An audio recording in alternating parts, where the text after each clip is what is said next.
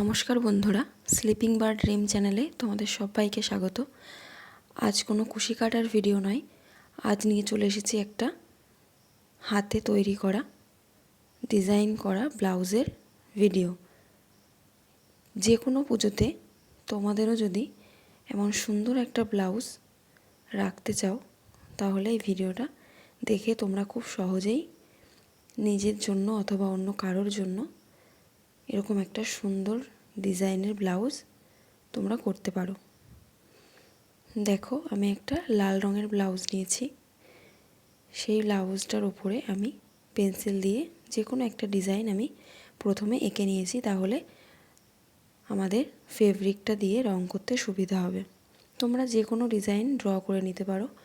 ফেব্রিকটা দেওয়ার আগে অবশ্যই কাপড়ের নিচে একটা শক্ত বোর্ড কিংবা শক্ত কোনো কাগজ দিয়ে নেবে, যাতে রঙটা নিচে না লেগে যেতে পারে।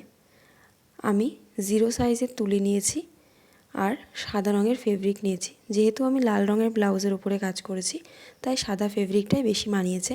তোমরা যে কোনো কালারের কাপড় অথবা শাড়ি, ব্লাউজ, পাঞ্জাবি যে কোনো কালারের ব্যবহার করতে পারো, তার সাথে রঙটাও ম্যাচিং করে ব্যবহার করবে।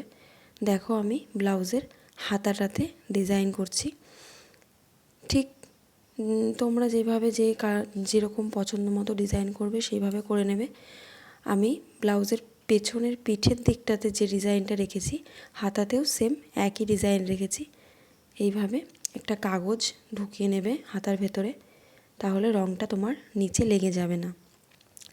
আমি চেষ্টা করেছি তোমরা যাতে ভিডিওটা দেখে বুঝতে পারো, আমি সেইভাবে ভিডিওটা করেছি। এর আগে আমি একটা সাদা রঙের পাঞ্জাবি ডিজাইনের ভিডিও দিয়েছিলাম। আজ ব্লাউজের ডিজাইনের ভিডিও দিয়েছি। তোমরা চাইলে শাড়িতেও ডিজাইন করতে পারো।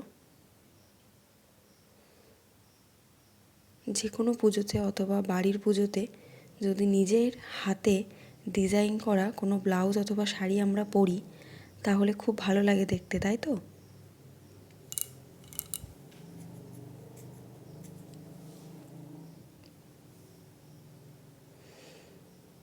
তোমরা এইভাবে বানিয়ে কাউকে গিফটও করতে পারো অথবা নিজেরাও পরতে পারো। এমন আরও নতুন ভিডিও তোমরা যদি দেখতে চাও, তাহলে আমার চ্যানেলটাকে সাবস্ক্রাইব করে দিও। আর যদি ভিডিওটা ভালো লেগে থাকে, তাহলে লাইক, কমেন্ট, শেয়ার করে দিও।